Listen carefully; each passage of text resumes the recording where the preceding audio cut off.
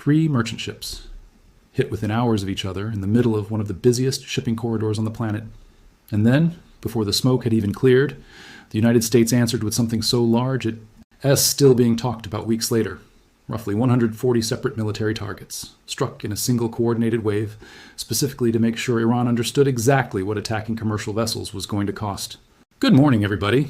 Today we're breaking down the attack on those three merchant ships in the Strait of Hormuz, the massive American retaliatory strike that followed almost immediately after, and how a formal ceasefire agreement completely broke down in the span of a single news cycle. Every fact in this video is sourced, and I'll tell you exactly where each one comes from as we go. Let's get into it. Let's start with what actually happened in the strait itself, because the sequence here matters. According to NPR's reporting, the latest round of this specific escalation started on a Wednesday, when the U.S. military fired at Iranian targets after three merchant ships were hit in the Strait of Hormuz. That single sentence covers an enormous amount of ground. Three separate commercial vessels, not military ships, not naval assets, struck in the exact waterway that carries roughly a fifth of the entire world's oil supply. Here's your first hook, because I want you to understand just how quickly this specific incident spiraled from a maritime attack into a full-scale military response. According to that same NPR reporting, hours after the commercial ship was hit, CENTCOM announced on social media that it had struck approximately 140 military targets in what it described as a third round of strikes specifically aimed at holding Iranian forces accountable for the attack on commercial vessels in the strait. 140 targets. Not a symbolic strike on a single radar site. A genuinely massive coordinated response, executed within hours of the triggering incident. Second hook, and this is where the diplomatic backdrop makes the whole story even more consequential. According to NPR, all of this happened in direct violation of, or at minimum in direct tension with, a memorandum of understanding that Iran and the United States had signed just the previous month. The U.S. had been urging commercial ships to use a specific southern route through the strait, one that hugs the coast of Oman, as a way of avoiding the most contested waters. Iran claimed that American recommended routing itself violated the terms of that memorandum. The U.S. and in turn accused Iran of being the one actually breaching the agreement. So you had both sides simultaneously accusing each other of violating the exact same diplomatic document. In the same week that document was supposed to be helping de-escalate the situation, it was actually making worse.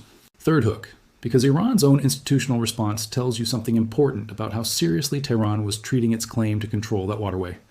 According to that same reporting, the Persian Gulf Strait Authority, a government agency Iran had specifically created to collect tolls and coordinate transit through the strait, posted publicly that passage through the Strait of Hormuz was, in its words, currently not possible, and placed the blame for that directly on the United States. Think about what it means for a country to stand up an entire bureaucratic agency, specifically dedicated to controlling and monetizing passage through an internationally recognized waterway. That's not a temporary wartime measure. That's institutional infrastructure, built with the apparent long-term intention of asserting sovereign control over a strait the rest of the world has treated as international water for decades.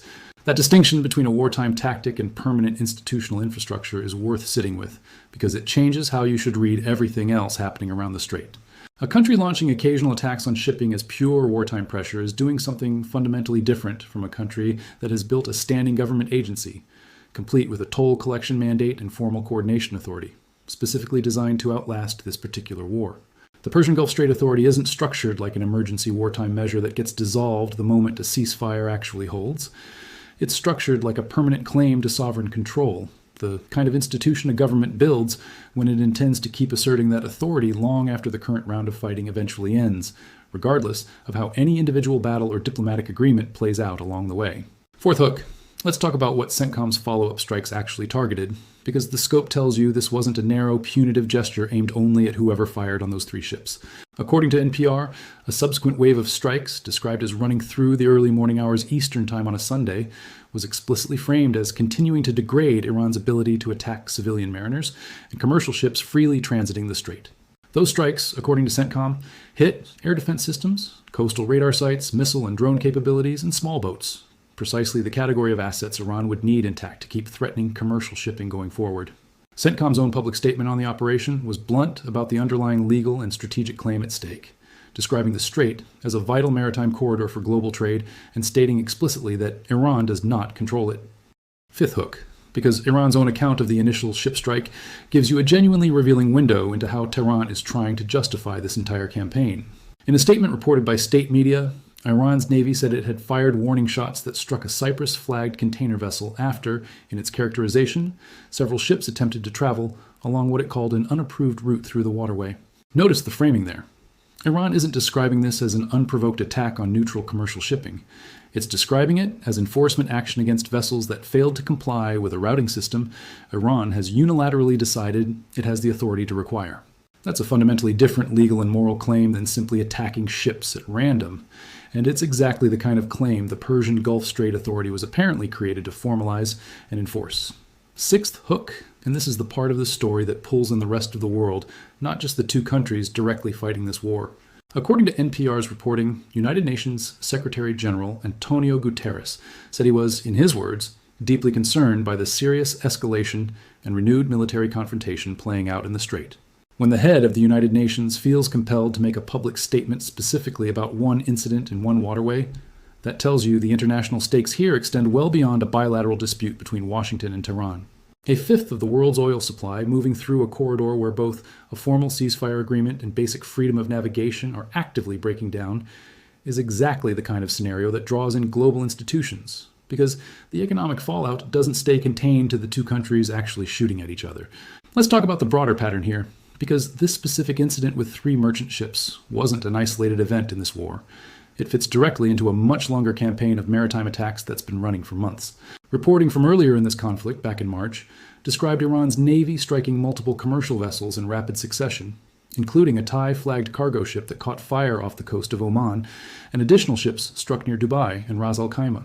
In one of those earlier incidents, Iran's IRGC Navy commander said publicly that the ships involved had, in his characterization, trusted empty promises regarding American assurances of safe passage, and that any vessel intending to cross the strait needed to first obtain Iranian permission. That's the same underlying claim showing up again and again throughout this war. Iran repeatedly asserting the legal authority to control and require permission for transit through a waterway the rest of the world considers international. Seventh hook. Because CENTCOM's public messaging around these attacks actually reveals something important about how the legal framing of this entire conflict has shifted over time. In earlier warnings tied to previous rounds of ship strikes, CENTCOM specifically stated that Iran was using civilian ports along the strait to conduct military operations, threatening international shipping, and warned that any civilian port used this way loses its protected status and becomes a legitimate military target under international law. That's a significant legal position for CENTCOM to stake out publicly, essentially announcing in advance that any port infrastructure found to be supporting these ship attacks would be treated as fair game for future strikes, regardless of its nominal civilian designation. That kind of advanced legal framing tends to precede exactly the kind of broad, infrastructure-focused strike campaigns this war has repeatedly produced. Let's zoom out and talk about the economic stakes underneath all of this, because the numbers here are genuinely staggering. The Strait of Hormuz carries roughly 20 million barrels of oil per day, according to earlier reporting on this conflict. Close to a fifth of total global consumption passing through a waterway that, at its narrowest point, is barely wide enough for 2 large tankers to safely pass each other. Every time that corridor gets disrupted by an attack on commercial shipping, the ripple effects hit oil prices, insurance premiums, and shipping schedules almost immediately, well beyond the borders of any country directly involved in this war. Gulf exporters like Iraq and Kuwait, which rely heavily on that exact passage to move their primary source of national revenue, get squeezed just as hard as anyone actually fighting this conflict, despite having no direct role in the underlying dispute between Washington and Tehran. That's really the defining feature of what makes the Strait of Hormuz such a uniquely consequential flashpoint compared to almost anywhere else in this war. A strike on an airbase or a nuclear facility, however serious, tends to have effects that stay largely contained to the two countries directly involved in the fighting. A disruption to the strait doesn't work that way at all.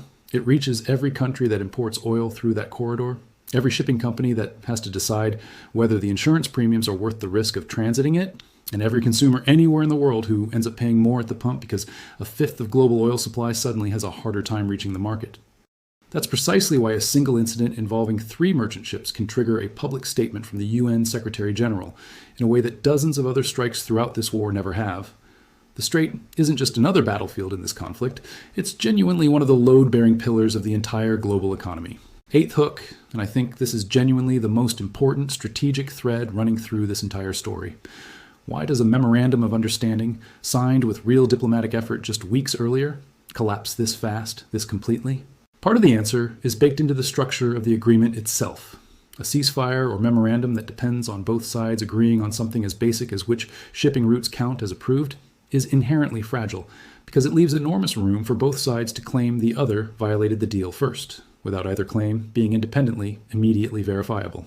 The U.S. recommending a southern route hugging Oman's coast, and Iran characterizing that same recommendation as a violation of the memorandum, isn't necessarily either side acting in bad faith. It might simply reflect two governments genuinely interpreting an ambiguous diplomatic document in whatever way best serves their own strategic position. But the practical effect is the same regardless of intent. The agreement collapsed within weeks, and commercial shipping paid the price in the gap between those two interpretations. That fragility isn't unique to this specific memorandum either. It's a structural weakness that's shown up repeatedly throughout this entire war whenever a ceasefire or diplomatic agreement has been reached. Every previous pause in this conflict has eventually run into some version of the same problem, where both sides walk away from the same negotiating table with genuinely different understandings of what they actually agreed to. A written document can specify a great deal, but it can't fully anticipate every operational decision that gets made in the weeks after it's signed, and disputes over exactly those unanticipated details have repeatedly been the trigger point that reignites active fighting in this war. The shipping route dispute behind this particular collapse fits that pattern precisely. A reasonable-sounding American recommendation reinterpreted by Iran as exactly the kind of provocation the memorandum was supposed to prevent. Let's also talk about what this specific incident reveals about how quickly this war can escalate from a maritime attack into a massive coordinated military response, because the speed here is genuinely remarkable. 3 ships struck, and within hours, not days, hours, CENTCOM had already executed a strike wave covering roughly 140 separate targets. That kind of response speed doesn't happen without extensive target lists already prepared in advance, standing rules of engagement that pre-authorize this scale of response, and strike packages essentially ready to launch the moment a triggering event occurs. This wasn't a military scrambling to figure out how to respond. This was a military executing a plan that had almost certainly already been built and rehearsed, well before those 3 merchant ships were ever struck. Think about what has to already exist in order to execute a strike against roughly 140 separate targets within a matter of hours of a triggering incident. Every one of those targets needs to have been identified, geolocated, and prioritized well before the order to strike ever goes out. The aircraft, munitions, and support infrastructure needed to hit that many targets simultaneously need to already be positioned and ready, not scrambled together on short notice. And the legal and political authorization to execute a strike at that scale needs to already be pre-approved at some level, because getting fresh authorization for a response that large, from scratch, within hours of an incident, simply isn't realistic in any modern military command structure. Every piece of that puzzle being in place before the ships were even struck tells you this specific kind of overwhelming response had been anticipated and prepared for well in advance. Ninth hook, because that pre-built response capability tells you something important about how this entire phase of the war has actually been managed strategically. Rather than responding to each individual provocation with a proportional, incident-specific reaction, the pattern throughout this war has repeatedly been to treat any significant attack on shipping as a trigger for a broad, systematic strike against the entire category of infrastructure that enables those attacks. Radar sites, air defense systems, missile and drone storage, small boats capable of harassment or mine laying. That's a deterrent strategy built around disproportionate response by design, the idea being that if Iran knows any single attack on commercial shipping will trigger a strike against dozens or hundreds of its military assets, rather than a narrow, targeted counterstrike, the cost-benefit calculation of attacking a ship in the first place shifts dramatically. There's a long history behind this kind of deterrence logic in military strategy, and it's worth understanding why planners reach for it specifically. A proportional response, matching an attack on one ship with a strike against roughly the same scale of enemy asset, signals restraint. But it also leaves the underlying cost-benefit calculation largely intact for the side doing the attacking. A single ship struck in exchange for a single enemy vessel destroyed is a trade an adversary might genuinely be willing to keep making indefinitely, especially if the strategic or political value of disrupting shipping outweighs the military cost of losing an occasional boat in return. A wildly disproportionate response, one ship struck triggering strikes against roughly 140 separate targets, is specifically designed to break that calculation, making clear that the actual cost of any single attack on shipping is going to be measured in a fraction of an entire military's coastal infrastructure, not in some kind of even trade. Whether that strategy is actually working is a genuinely open question, and I don't want to pretend the evidence points clearly in one direction. On one hand, every documented instance of Iran attacking commercial shipping in this war has been met with exactly this kind of overwhelming response, and the pattern has held consistently for months. On the other hand, Iran has kept attacking ships anyway, repeatedly, across multiple separate incidents throughout this entire conflict, which suggests the deterrent effect of these massive retaliatory strikes hasn't actually been enough to stop the underlying behavior it's meant to punish. Sometimes a deterrence strategy that looks overwhelming in the moment still fails to change the other side's actual calculus, and this specific pattern of ship attacks, followed by massive retaliatory strikes, repeating itself again and again across months of this war, is a pretty strong piece of evidence pointing in that direction. That repetition is genuinely the most important piece of evidence in this entire story, and it's worth being direct about what it suggests. If a single overwhelming strike response were actually enough to deter further ship attacks, you'd expect to see this pattern happen once, maybe twice, before Iran's calculus shifted permanently.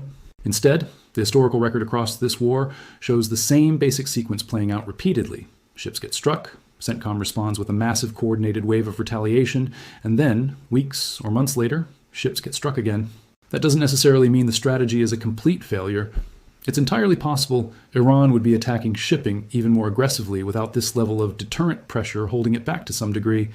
But it does mean the Straits' underlying vulnerability hasn't actually been resolved by any of these strikes, no matter how large or well-coordinated any single response has been. So here's where I land on this.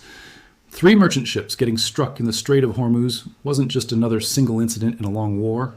It triggered one of the largest coordinated American strike responses of the entire conflict, collapsed a diplomatic agreement that had only just been signed, and drew a direct public statement of concern from the Secretary General of the United Nations.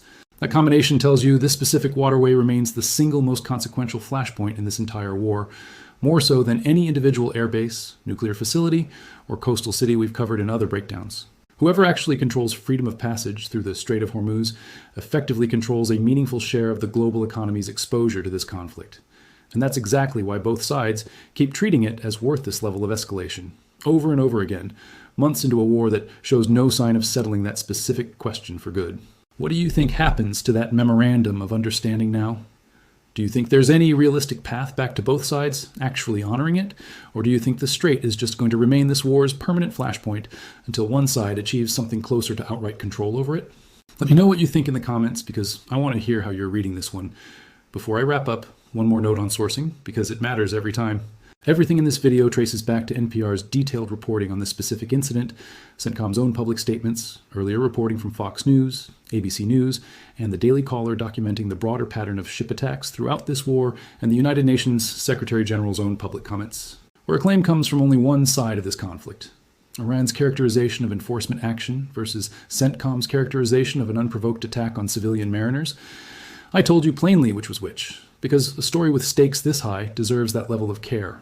Thanks so much for watching all the way through.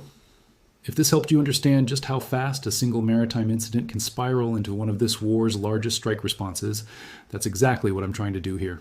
I'll be back the moment there's more confirmed detail on the Strait, or the next time this specific flashpoint produces something worth breaking down. Until then, take care of each other, stay informed, and I'll see you in the next one. One closing thought before I go.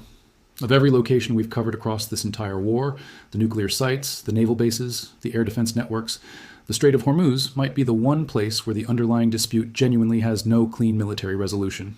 You can degrade an air defense network, you can strike a nuclear facility, but you can't militarily force 2 governments to agree on who has the legal authority to control passage through a shared international waterway. And until that specific question gets settled diplomatically rather than through another round of strikes, every ceasefire signed around it is probably going to keep breaking the same way this one just did.